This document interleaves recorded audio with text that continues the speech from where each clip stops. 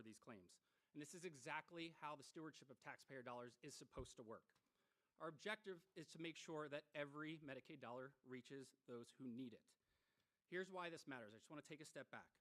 Every governor, every legislature in the states, every Medicaid director faces choices. Every dollar lost to fraud is a dollar that cannot pay for a child with complex medical needs, an adult with intellectual disabilities, or a veteran, like that I serve with, are waiting to receive services at home. So let me make it real for you. Right now, there are hundreds of thousands of Medicaid beneficiaries waiting on what we call home and community-based services wait lists. These are people with intellectual and developmental disabilities, medically fragile children, people with physical disabilities, including veterans I served with in the Air Force that rely on Medicaid now, waiting months or years on wait lists. If states can clean this up, reinvest those dollars, we can reduce or even eliminate these wait lists immediately, entirely cleared out. Every person could get services so much faster. That's why we care so much about this. As someone who serves and continues to serve in the Air Force, this is personal to me and personal to a lot of people behind me that you're going to hear from. I served alongside men and women who rely on Medicaid today. They deserve to know that every dollar that we spend goes towards them and not fraudsters, waste, and abuse. I'll turn it over to my esteemed colleague, Andrew Ferguson, now. Thank you.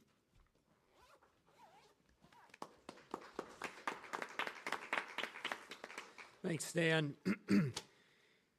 I'm from the President's Task Force on Fraud. The Vice President, when the President put him in charge, articulated a two-pronged approach to fighting fraud in the federal government. The first, as Secretary Kennedy and Dr. Oz discussed, is we have to switch from the process of letting money flood out the door from the federal government into the world and then chasing it and hope we can get some of it back. It doesn't work. It's not how to fight fraud.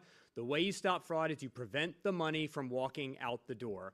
We've heard a lot about what CMS has done just in the last couple weeks to make sure that every single dollar is accounted for, that the money that American people have turned over to the federal government, that they earned, their money that they turned over to the federal government in an act of generosity to help their fellow citizens, is actually going to help their fellow citizens.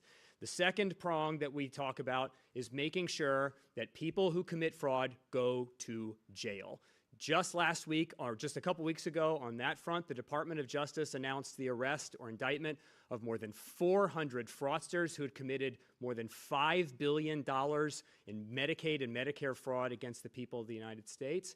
The results on the enforcement front have been massive. Just 2 months ago, Director Kash Patel at the FBI, at the instruction of the Vice President, created the top 10 fraudsters most wanted list. And just since its creation, we have extradited 3 of the top 10 from foreign countries, from Turkey, from Somalia, from the Philippines. Just put that in context. 4 years ago, the FBI under the previous administration was arresting grandmothers for praying rosaries outside of abortion clinics. And today, the FBI is chasing fraudsters who have bilked billions of dollars from American citizens to every corner of the world and bringing them back here to face justice at the hands of the people that they have hurt. So on the enforcement front, the work of the acting Attorney General, Todd Blanche, soon to be Attorney General Todd Blanche, has been phenomenal, and it will continue. We've heard a lot about what we've done on the anti-fraud. About some of the work that the other agencies have been doing simultaneously. The Department of Education, not a place you would probably think a lot of fraud is happening. Billions of dollars of loans are paid out to fraudsters who sign up for loans and for college degrees just to get the money and run. Just since the task force was formed, they've blocked more than $250 million from walking out the door and estimate that their anti-fraud efforts that Secretary McMahon picked up from nothing. There was no anti-fraud work being done at the Education Department under the Biden administration. And just since the Secretary McMahon's tenure, they're estimated to save more than $2 billion in fraud efforts this year alone. At HUD, the Secretary Turner, again, picking up an agency that had no meaningful anti-fraud work going, stopped money from going to the Los Angeles Housing Authority, which was being used not to fund work on homelessness in California, but was being used to fund left-wing NGOs. They are now cut off from receiving any more federal funds. And just yesterday, HUD announced that the Virgin Islands Housing Authority, which has received hundreds of millions of dollars to rebuild the islands after hurricanes, and was not using that money to rebuild the islands after hurricanes, has also been suspended from receiving federal funds on the same ground, that the money is not being used for the purposes that American citizens are turning it over to these governments to use. Similarly, at the Small Business Administration, Secretary Loeffler's team has identified more than $123 billion in fraudulent SBA loans just this year alone, and is on track to stop nearly $1.5 billion and claw it back in this year. And the Department of Labor, our unemployment insurance program, is critically important for Americans who are experiencing hard times, has uncovered $5.3 billion in fraud. And thanks to the work of Acting Secretary Sonderling and Inspector General Disposito, is working hard every day to recover those funds and get them back into the hands of the American taxpayers from whom they were taken. We've heard a lot about big numbers today, and they're really important, but I want to pick up on something that Mr. Brillman just talked about, which is more important than just the numbers. This fraud doesn't just hurt all taxpayers. It does. CMS alone pays out $2 trillion of money that American citizens turn over to HHS to help their families and friends and neighbors in need. That's more than the GDP of almost every other country on the planet that HHS pays out every year alone. But this isn't just about money taken from our pockets. This money, like Mr. Brillman was explaining, that should be going to people who actually need it, go to enrich the worst people in our society. When we were in Minnesota just a couple months ago, we were explaining to the press that an anti-homelessness program in Minnesota that was designed to protect many veterans from homelessness was shut down because it was so inundated with fraud, Minnesota couldn't even afford to keep it going. And we're going to hear later this morning about skin substitutes. We talked about those a couple weeks ago. But these aren't just, this isn't just money that HHS was paying out to fraudsters. These were procedures being performed on people, surgeries being performed on people who didn't need it so that doctors could pocket the money. Stopping the fraud doesn't just protect the fisc. It protects real people from real injury, and it makes sure that American citizens who are entitled to this money, that all of us have given our money up to help, actually get the money. And the second issue that Secretary Kennedy just talked about that is so important for this anti-fraud effort is restoring social trust. All of these benefit programs are not designed to make sure, naturally, that every single dollar is going where it intended. When these programs were set up, they were set up on the assumption that everyone who participates in these programs, federal bureaucrats, state bureaucrats, and people who are going to apply for the programs are going to play by the rules and that we can trust everyone to do it. And what we have learned is that that's just not true.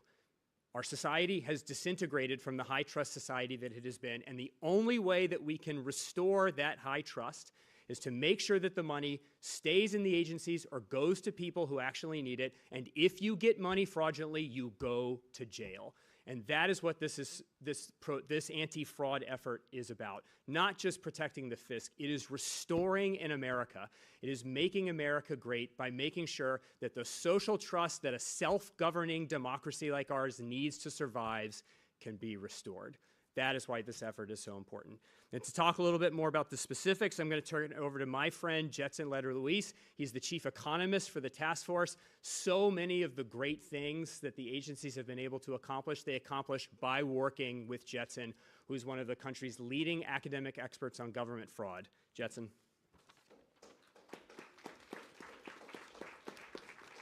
Thank you, Chairman Ferguson. I appreciate that. My name's Jetson Leder-Luis, and I'm the Chief Economist and Deputy Executive Director of the White House Anti-Fraud Task Force. I just want to give a shout out and big thanks to Vice President Vance, without whom we could not be doing any of the things today. When fraudsters steal from federal programs, they are stealing from the American families that need those benefits to survive, and I take that personally. When I was a young child, my family was homeless. I lived in a homeless shelter with my sister and my mom, and we received food stamps to keep going. Eventually, my mom was able to find work and move us back into an apartment.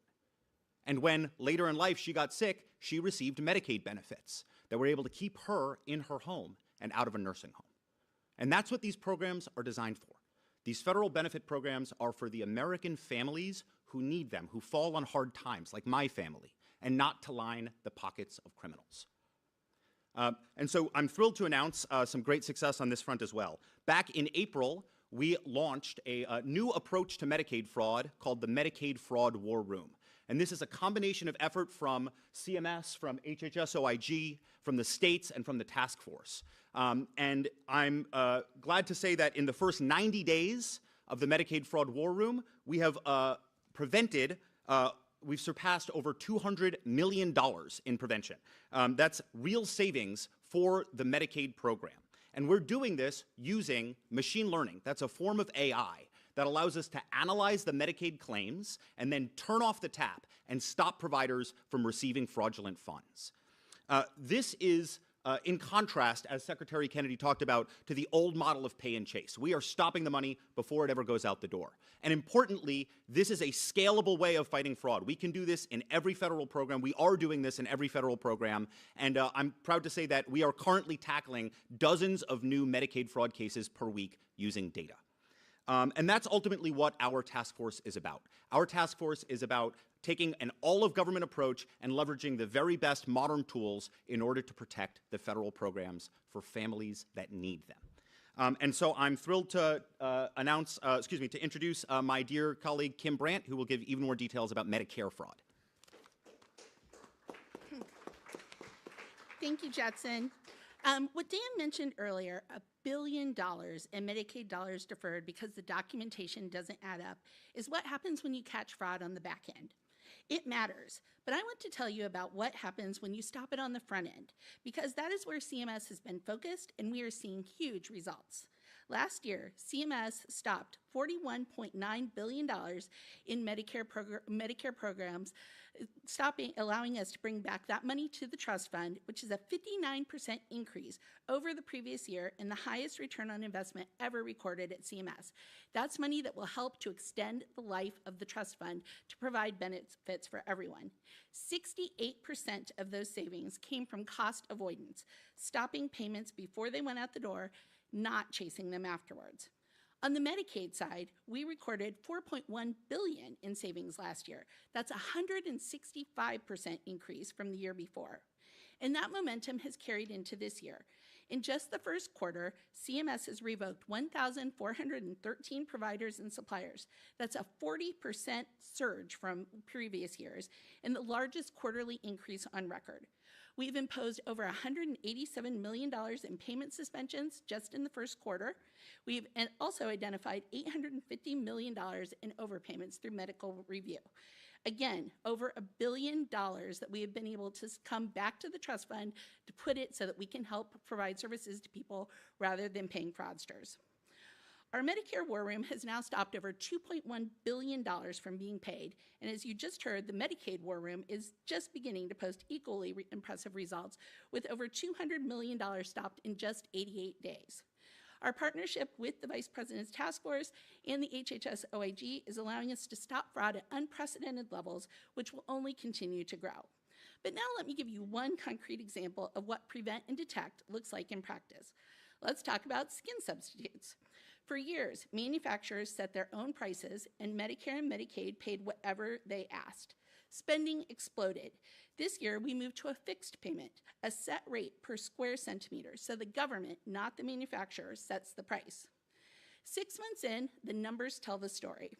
Year-to-date spending on skin substitutes this year is 95% lower than it was in the last year. We are now spending in line with 2019 and 2020 levels before the runaway pricing began. The billions and billions of dollars that were flowing out the door every year, we stopped that. And that matters because much of this was for fraudulent payments. For example, one 80-year-old woman who had been allegedly receiving over 5,000 skin substitutes. Now, I don't know about you, but if you think about that, that means she would have been mummified if that would have actually happened. So we also are helping it because at the end of life, a lot of people take hospice, and many of these skin substitute payments were for people receiving these during the end of life, which was unnecessary and in many cases harmful to the patient when it actually occurred. So for years, skin substitutes were one of the biggest drivers of growth in Part B drug spending. As you'll see on this next chart, you can see that the trend building quarter after quarter all the way through 2025. In 2026, it massively reverses. Skin substitutes are no longer driving spending higher, they're bringing it down. Meanwhile, spending on other Part B drugs has remained relatively steady, showing that this policy targeted the problem without disrupting the rest of the program. What's important about this is that our beneficiaries are still getting the care they deserve. People are not being billed unnecessarily for skin substitutes they don't receive or getting them when they don't need them. This was never about rationing care for us. It was about paying a fair price for these services. And that's what it means to be ahead of fraud, not chasing it. Today's deferrals are part of the same story. $1 billion paused because the data raised serious questions and federal law requires answers before we can allow the money to flow. The bottom line is we are saving billions, we are protecting beneficiaries, and we are just getting started. And I'll now turn it over to the Inspector General, March Bell.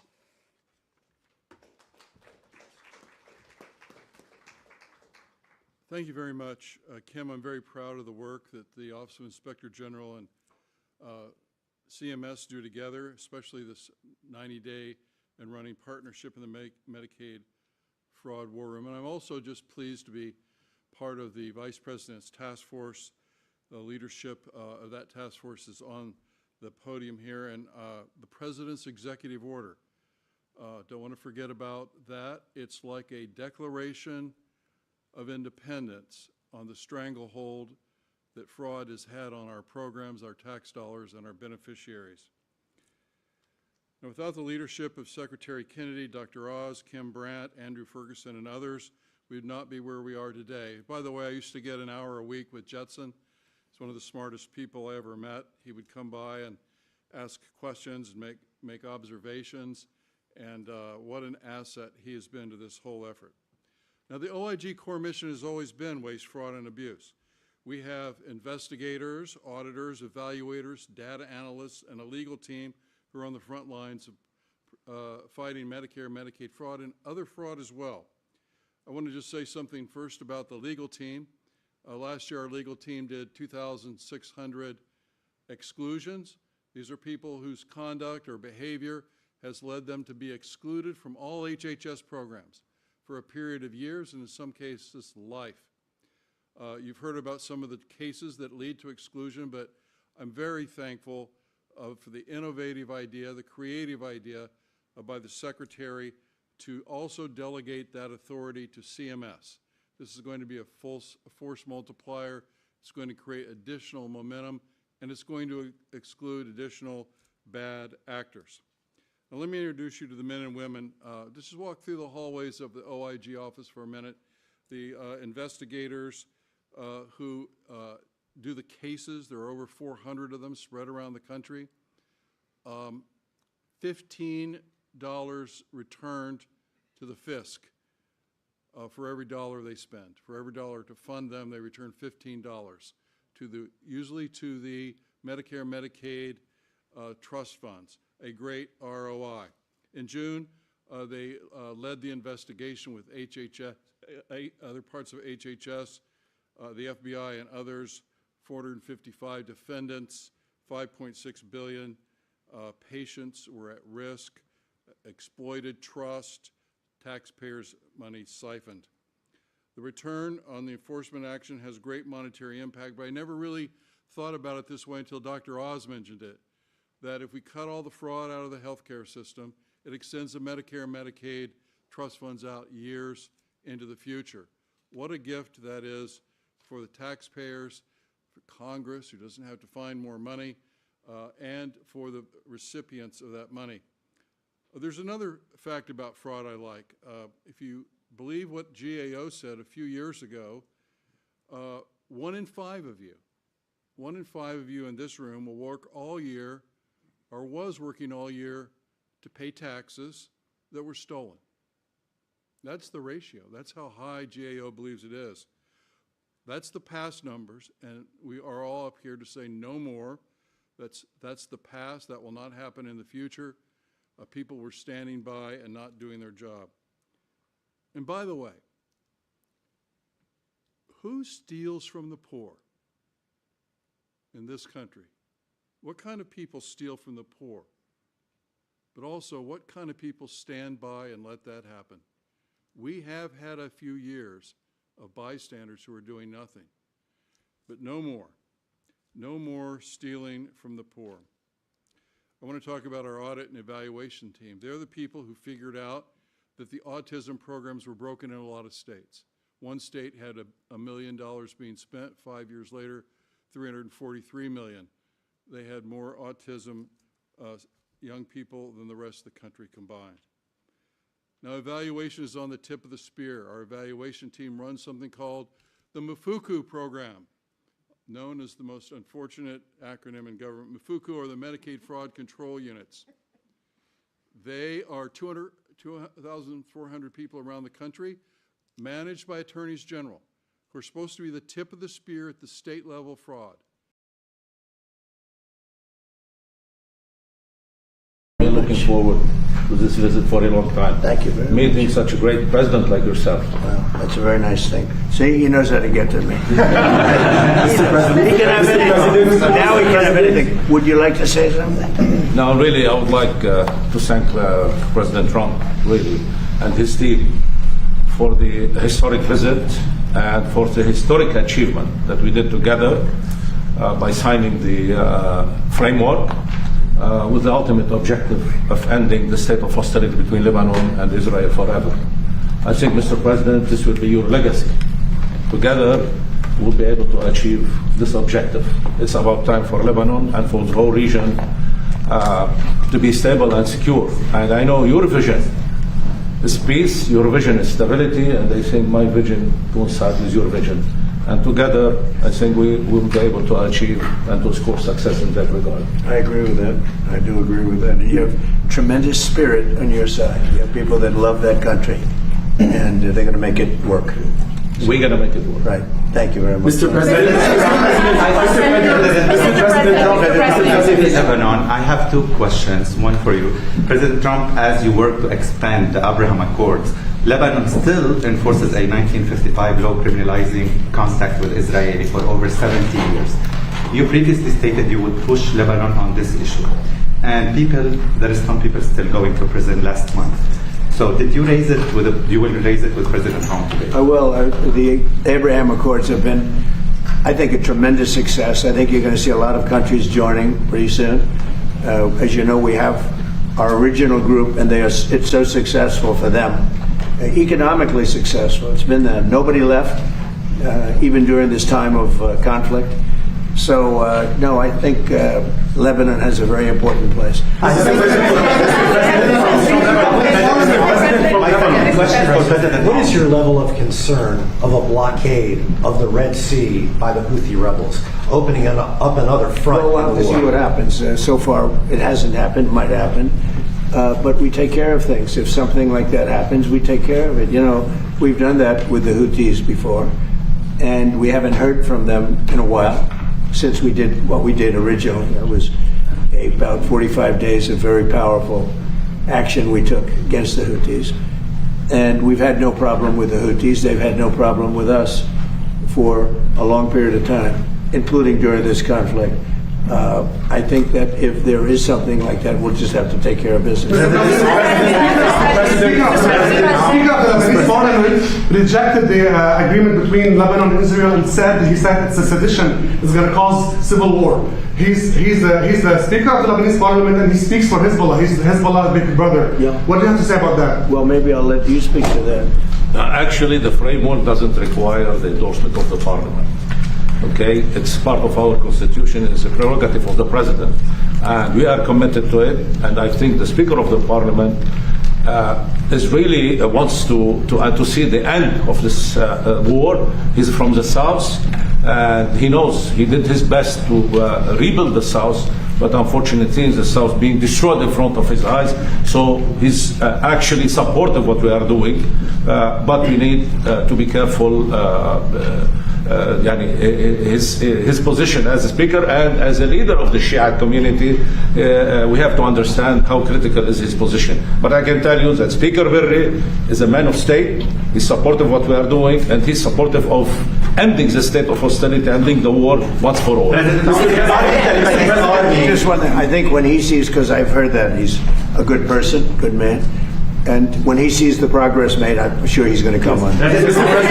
President, from Lebanon, from LBCI TV from Lebanon. I have two questions, please. When will the Israeli army fully withdraw from Lebanon? Is there a clear timeline for that? And last question, please. Last week you met with the Iraqi Prime Minister and discussed him or described him as handsome and saying he could become one of the best leaders in the Middle East. How would you describe? Which one are we talking about? The Iraqi Prime Minister.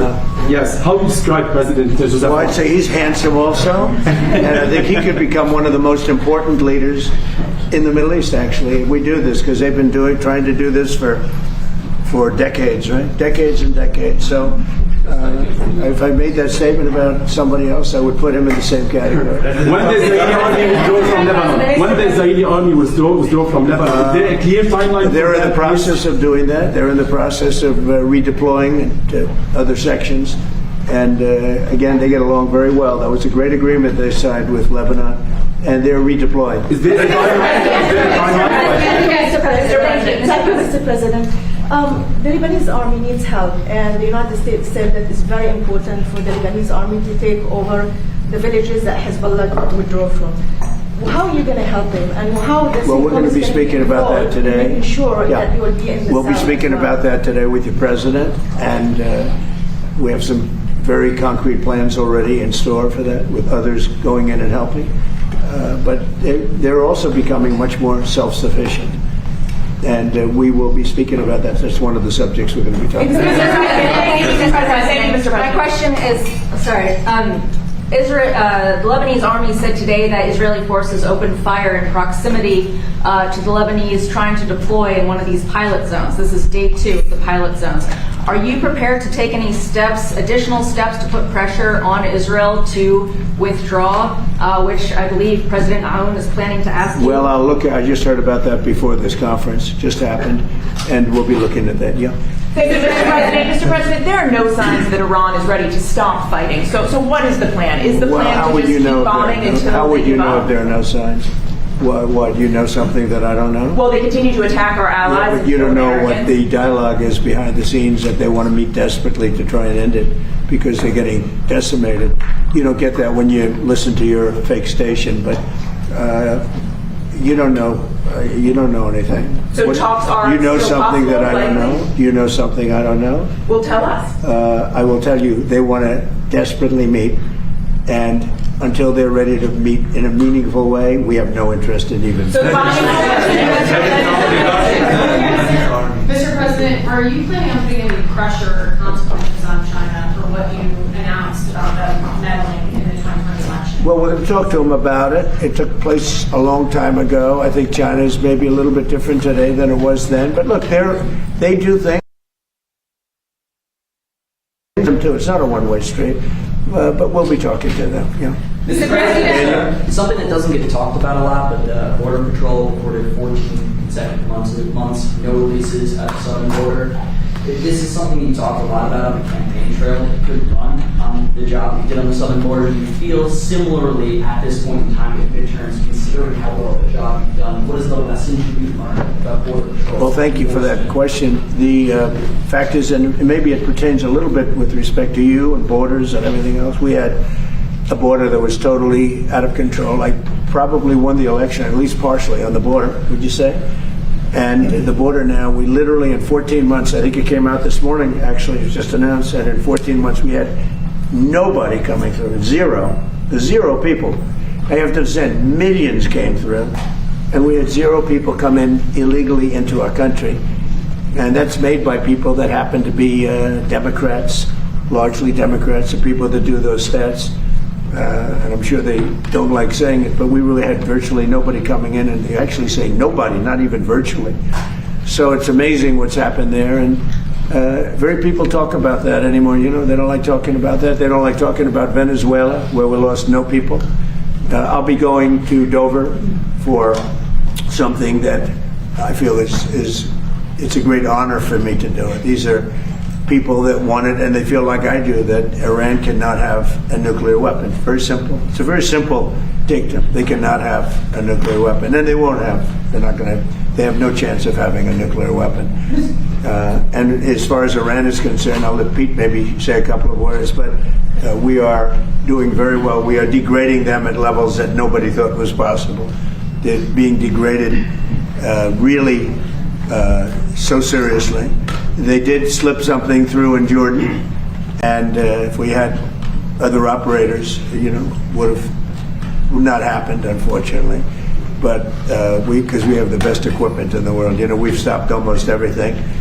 But when you let other people do your job, with the United States, we let other people do the job, and sometimes it doesn't work out so well.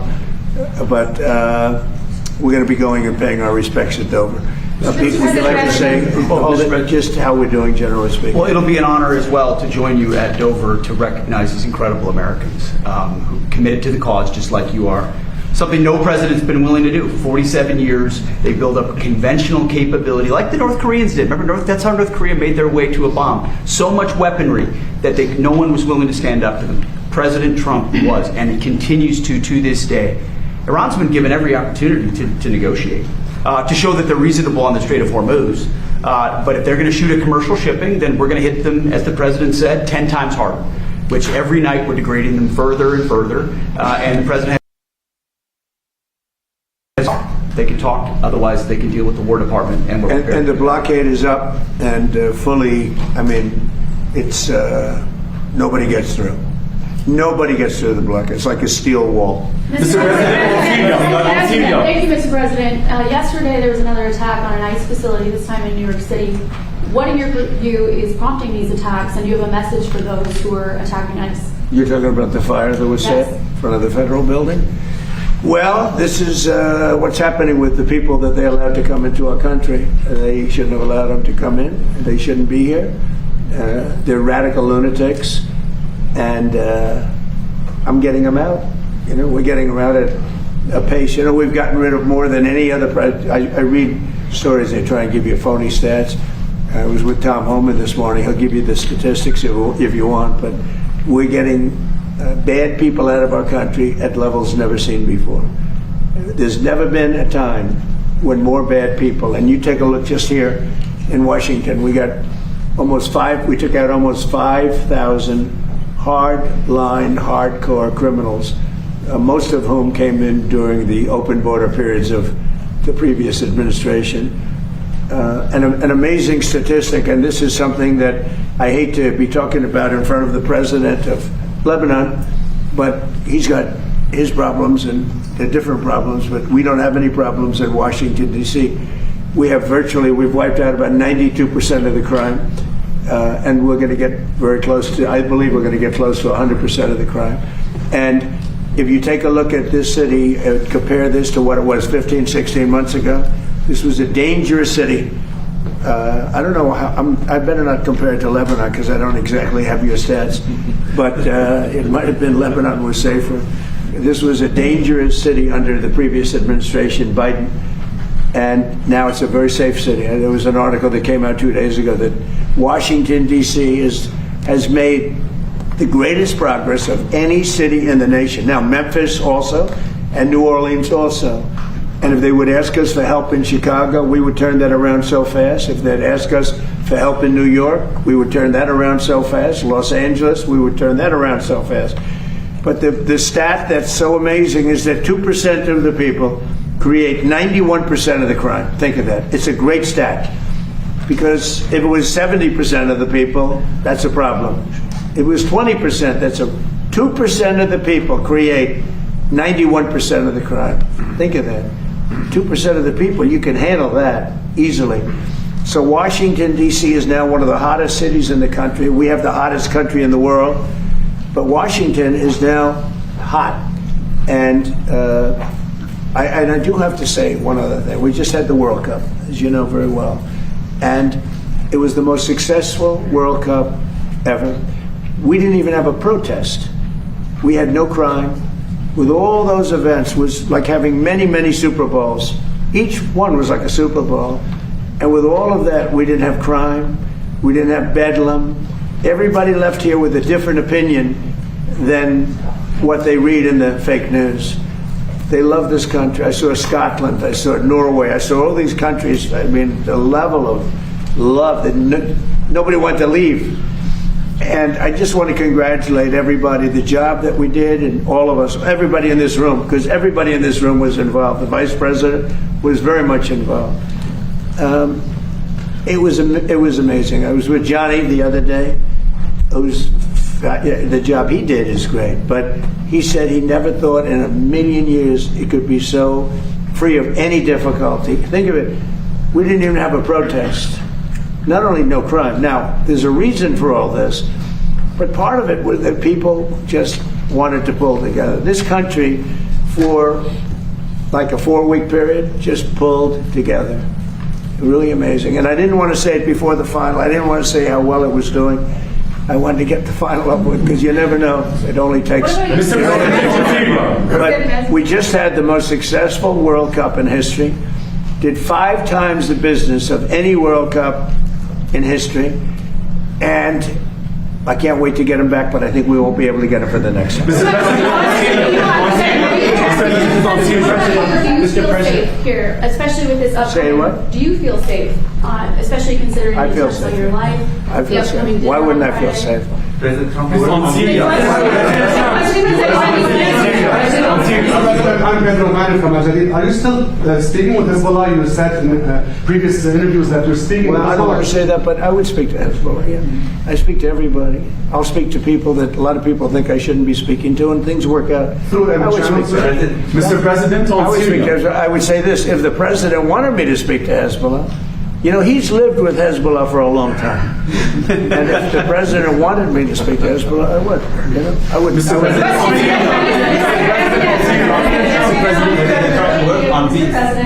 follow on Iran. If the Iranians do not make a deal, ultimately, how long will it take for you to stamp out their threats to the Strait and enable full shipping? So if we left right now, it would take Iran 20, 25 years to rebuild. Okay? And we're not finished at all. But if we left right now, it would take them a long time, years to rebuild. But we're not leaving right now. So we've had a big impact on Iran. If we didn't do what I did with regard to 2 things, the Iran nuclear deal done by Barack Hussein Obama, I terminated that. If I didn't terminate it, you wouldn't have Israel right now, because they would have had a nuclear weapon years ago. And if we didn't do the B-2 bombers knocking out the nuclear sites a year ago, one of the first things we did early in the administration, they would have a nuclear weapon, and you wouldn't have Israel, and in my opinion, you wouldn't have various other countries in the Middle East. They'd all be gone. They would have been terminated, extinguished. But I believe that by doing what we did, by terminating Iran, who's very evil people leading that country. You saw the number of protesters that they killed, 52,000 plus. I put a couple of them up today, young kids that kill them. They kill them like they're candy. It's crazy what they do. They treat them so badly. They're just killing people just at random. Over 52,000 people, and nobody talks about it. But if I didn't do the attack on their nuclear sites, or if I didn't terminate the Obama agreement with Iran, which was an absolute hit on having them get, that was a road to a nuclear weapon. And our deal will be a wall. It already is. They can't have a nuclear weapon right now. It would take them years to produce it. And we will absolutely attack the new site that they're talking about. I mean, how about these people? They're in this because of nuclear weapons, and they're trying to possibly reconstitute a site. We'll hit that site. Any site where they're even thinking about nuclear, we'll be hitting it very, very powerfully. Now, nobody knows, except the Iranians, the damage that we've done to them. We have done damage that will take them 20, 25 years to recover from. So if we left tomorrow, we had a big success. But we're not leaving tomorrow. Their ability to threaten the Strait, though, there's a bill right now that's being considered that would allow illegal aliens who are working in farming to get legal status. Do you support that legislation? I don't know about it. I'll take a look at it. Last night, the candidate terrorist. One, are those a response to the wildfires in? No. That's separate. We're looking at that separately. And what, is there anything? It's only a response to the way they've treated our farmers and our people. Yeah, Canada's been very, very tough on us over the years, for many years, and no other president's done anything about it. I love Canada. I love the people of Canada. Many friends that live in Canada, but their leadership from Trudeau to the current leadership, I mean, in all fairness to them, they need us to survive. Without us, there's no way they can survive. So, but they've been very, very tough over a period of the last 50 years, actually. On Syria, Tony Murad, NBC ITV from Lebanon. Do you still support Syria entering Lebanon to disarm Hezbollah? You mean coming in and doing something with Hezbollah? Yes. Well, it's a concept, you know. We get along very well with the president of Syria. He's done a very good job. I wouldn't be surprised if this gentleman's going to do a job just like that. He's done a very good job. He's pulled Syria together. He would like to come in and do something with Hezbollah. You know, they've been fighting. He's been fighting Hezbollah for a long time. I think it'd be very effective. So it's something I think. Tariffs, you increased the tariffs on Canada yesterday. Can you say if you still expect to impose tariffs on the wildfire problem? And can you say we're looking at that? A lot of damage has been done. They're not managing their forests properly, and the wind has a tendency to blow right over New York City, right over. You saw Detroit; they had to close the whole place. Michigan was really affected. They had to close businesses for 4 days. It's very serious what they're doing, and they don't seem to be able to do anything about it. If they managed their forests, they wouldn't have the fire. Do you believe that Iran is trying to impact the midterm elections by threatening the Strait of Hormuz? Probably. They won't have any impact on me. I'm just going to do the right thing. I don't view it as, gee, we're having an election in a period of time. You know, everyone says, oh, I'm doing something before. No, the election, I can't think about that having to do with this. I think people are very impressed. I mean, we took over Venezuela. We now have a great relationship with Venezuela. We went to war with Venezuela, and the war ended in 1 day. And we have now an incredible relationship with Venezuela. We're taking out millions of barrels of oil. They're making more money now than they ever made before, ever. And we're making a lot of money. We paid for the war many times over with Venezuela. We lost nobody. We lost nobody. We didn't lose one. And it was a violent attack.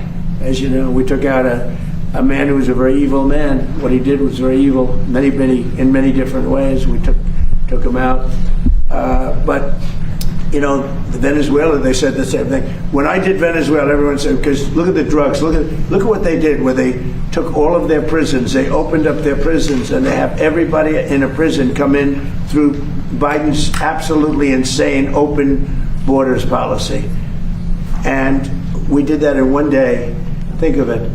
And now we are working very closely with the administration, and we get along very well.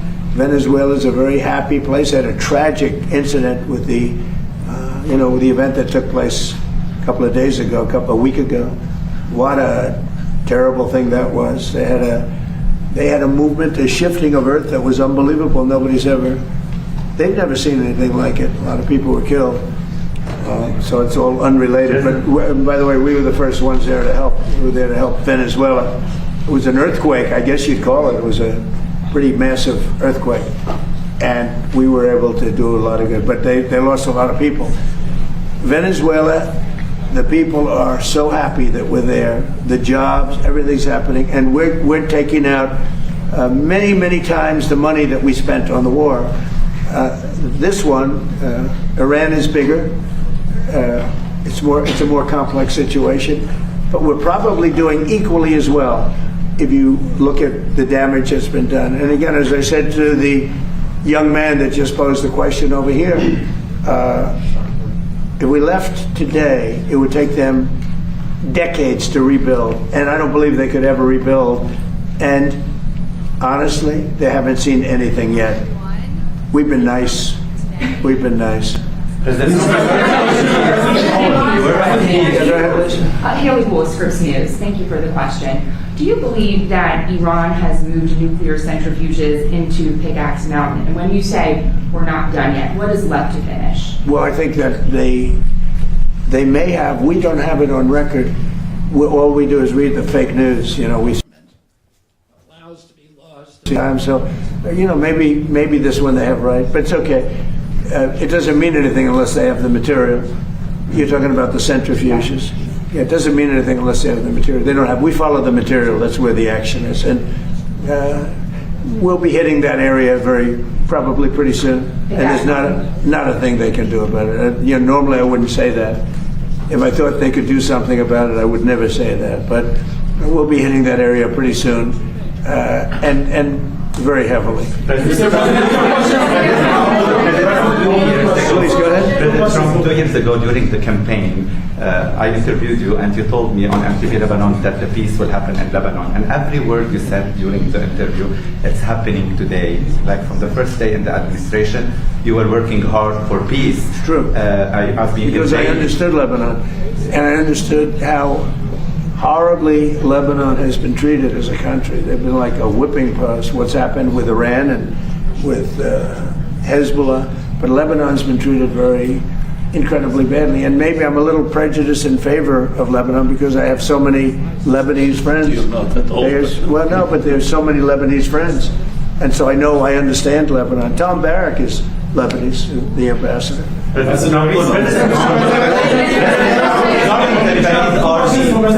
the Lebanese army, President Amla, the Lebanese army currently have the funding, equipment, and manpower necessary to implement the agreement, or you are asking today President Trump for additional U.S. assistance today to do the job? Definitely, with the support of President Trump, and we spoke on the phone, and I told him I need 2 things from you: political support and supporting of the LAF, which is the LAF is the most trusted institution in the country, and it has the most powerful weapon, which is the trust of the public. Like any armed forces in the world, the Lebanese armed forces is the backbone of security and stability. We need to support the LAF. The LAF maintain the country safe and stable. Without the LAF, everything will collapse. We don't want that. I think President Trump doesn't want that. In 1975, the first institution to collapse was the LAF. And as a result, we saw the emergence of many local militias, and the South was empty, allowing the Palestinians to roam the South and launch attack against Israel. We don't want to see that back again. All we're asking is keep supporting the LAF, and they know that the LAF is doing great job, performing its duty to the fullest. I fully trust the LAF. I fully trust the leadership of the LAF. We will have they did a great step forward with the recent signing with Israel. That was a big step. Are you going to allow direct flight from America to Lebanon again on Pedro? I can see that happening, absolutely. Question for President Owen. Tony Bradley from MCI TV. So Ambassador Issa, the U.S. Ambassador to Lebanon, Issa, told me that the President Owen would not leave Washington empty-handed. What concrete outcomes will you bring back to Lebanon? You'll find out. Thank you all very much. We're doing very well with Iran. We're doing unbelievably with the economy. We have investment. As you know, Toyota is coming in with the biggest plant, I understand, anywhere in the world. They're leaving Mexico. They're coming into our country. It's going to come into Texas, to be specific. We have more plants under construction now than at any time, by many times. We have over $19.2 trillion being spent in America, and they're going to be opening up in a year or a year and a half. And there's never been a time like this in America. Truly, it's the Medicare dollars out the door until we have confidence that they're being spent lawfully and appropriately. CMS is working alongside the White House Task Force and our fearless leader, J.D. Vance.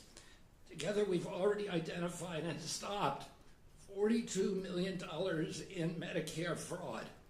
That is more than the GDP of 72% of the nations in the world. That's how much fraud, waste, and abuse the Trump administration has uncovered and stopped in just one federal agency. If left unchecked, That kind of fraud threatens these programs and the people who rely on them, the most vulnerable populations in our country. President Trump wants to protect Medicaid and Medicare, and we are doing that by remaining strong and guarding against the fraud, waste, and abuse that jeopardizes those programs and the Americans who rely on them. As FTC Chairman Andrew Ferguson, who helped lead the White House task force, put it, our benefit programs and our whole society were designed for high-trust people. The Biden administration nearly broke that high-trust society.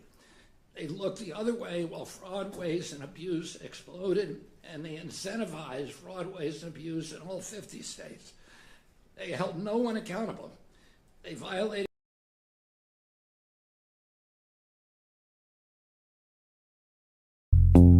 wooden poles creaking underneath my feet, while distant thunder rolls through the summer heat. My cigarette burns slow beside this rocking chair. Southern wind moving softly through the air, and every lonely cricket singing in the dark. My cigarette's like another memory beside this rocking chair. Delta moonlight moving softly through the air. Every lonely cricket singing in the dark. My cigarette's like another memory beside this rocking chair. Delta moonlight moving softly through the air. So Lord, hear my song in the dark. My cigarette beside this rocking chair. Delta moonlight moving softly through the air. Please back to these blues.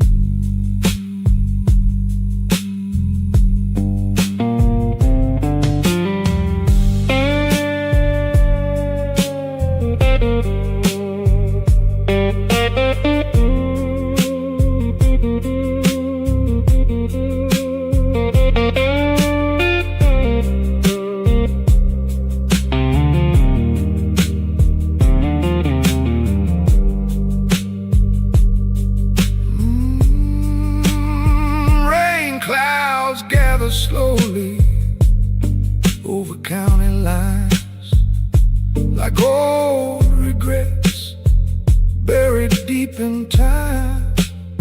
My guitar hums with a worn-out sound, like a tired man still drifting around.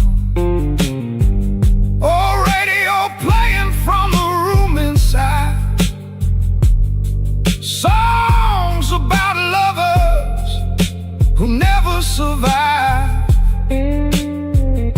And somewhere far beyond the riverbed, another lonely night begins again. Delta moonlight blues rolling through my veins, like muddy southern water after endless rain. Every dream fades slow, like smoke beneath the moon. Still singing these blues to an old forgotten tune.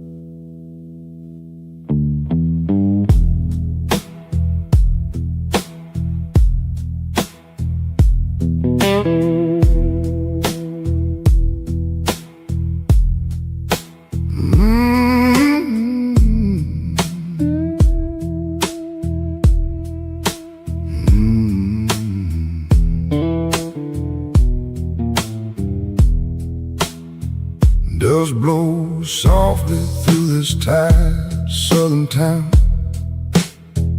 Old pickup trucks and faded signs breaking down. Neon buzzing outside the corner store, like memories I can't escape anymore. My boots feel heavy from these endless miles. Too many heartbreaks hidden behind smiles, and every cigarette burns slower tonight underneath this lonely yellow light. Dust and bones blues running through my soul, like an old black river nobody can control. Oh Lord, can't you see what these old roads did to me? Every dream I lose turns into dust and blues.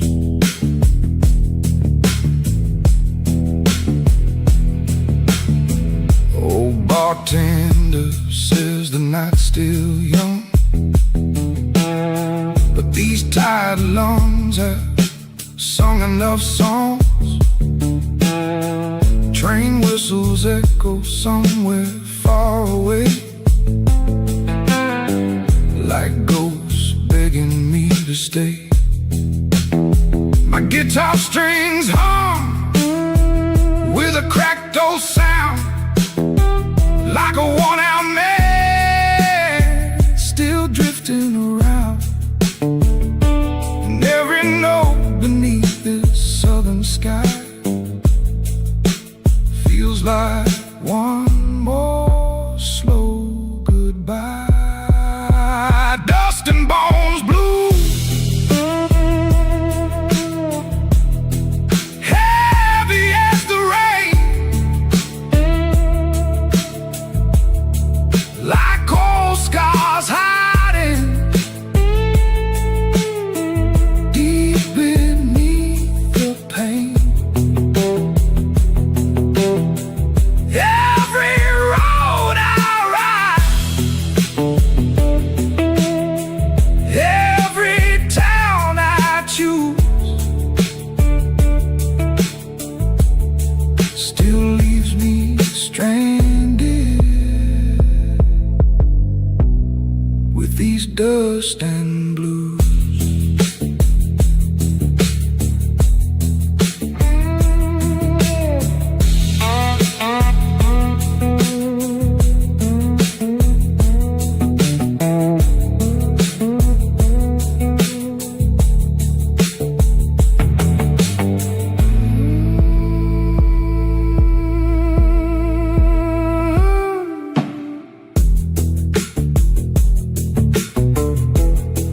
There's one financial concept we all have no choice but to get familiar with the moment we become an adult. Debt.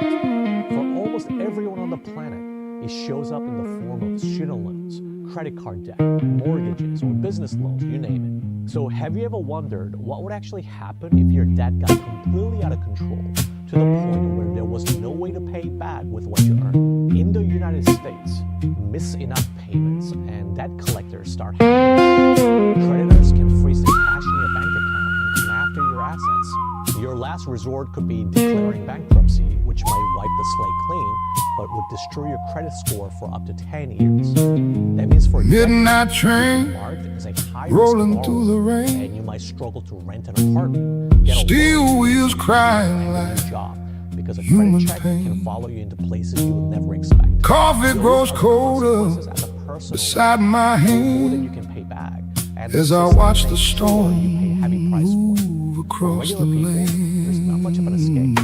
So what about at the national level? These days, it's hard to escape the doomer narratives all over the mainstream news and YouTube about how Japan is in a serious debt crisis, how Japan is a ticking financial time bomb. Cheap motel glowing beside the road. And don't get me wrong, another lost town carrying heavy soul. the headline figure you keep hearing is that Japan's public debt Old radio singing of GDP. soft and low, Times the size of its songs about places economy is basically everything it never know. what economists call gross domestic product, or GDP. Lonely train blues tonight, rolling through my soul like an endless highway, with nowhere left to go. But for now, a debt to GDP ratio of 250%. Oh Lord, Be like you earning $50,000 hear that sound owing $125,000. as the rain keeps falling down. How the hell has this country not gone bankrupt already? Every passing tune sings these lonely blues. But does a country really work like an individual person when it comes to borrowing money? I'm not a professional economist, okay? But I think we can all agree that something just doesn't add up here, right? Either every doomer headline is totally accurate, and you can stop watching this video right now. Dusty suitcase lying by the door. I've seen too many towns before. Every neon light stops looking the same. Every heartbreak carries your name. My old guitar still understands the things this world never planned, and every chord beneath the moonlight sky feels like one more long goodbye. Lonely train blues tonight, slowly drifting on, like the whistle of a train just before the dawn.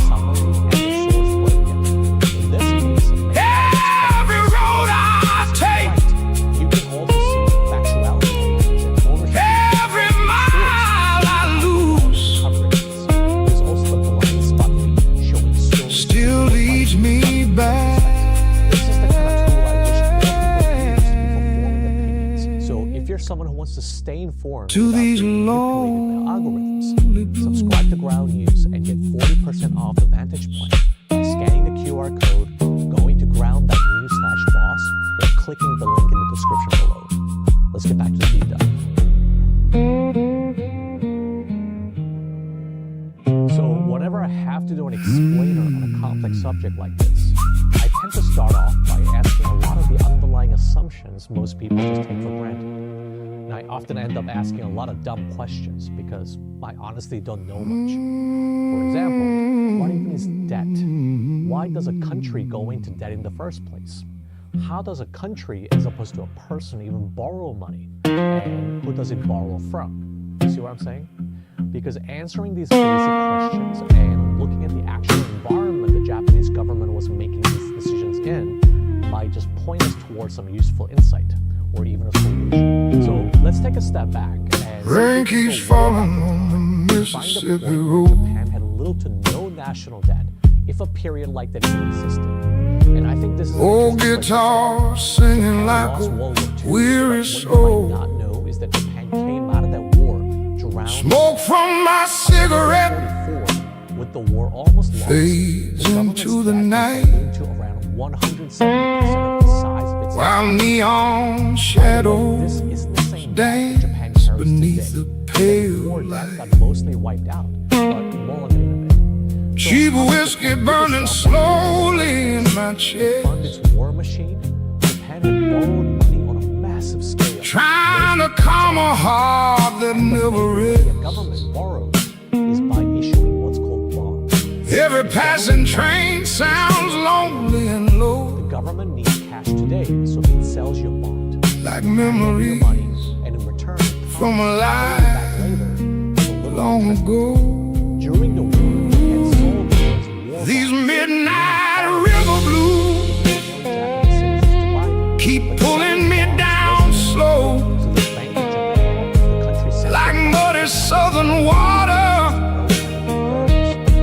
where broken dreamers go. Oh Lord, hear me tonight, underneath this pale moonlight. Every road I choose leads back to these blues. And when it surrendered in August 1945, cities flattened, factories gone, about a quarter of the nation's wealth wiped out, and the government drowned. So what happened to the American economy? Like I said earlier, it wiped out, but not by creating Dusty boots walking through an empty town. completely out of control. Wholesale prices rose about 13 times over in just 3 years. Every lost soul keeps looking down. That sounds crazy. It was. Oh, jukebox crying in the corner bar, playing songs for hearts left scarred. Worthless almost overnight. I've actually heard stories of Japanese. Wind blows softly through the southern trees, like ghosts whispering old melodies. And every note my guitar plays tonight feels like holding on to fading light. These midnight river blues run deeper every year, like thunder in the distance, slowly drawing near. Oh Lord, hear my cry beneath this endless sky. Every dream I lose. The popular narrative about Japan is that turns into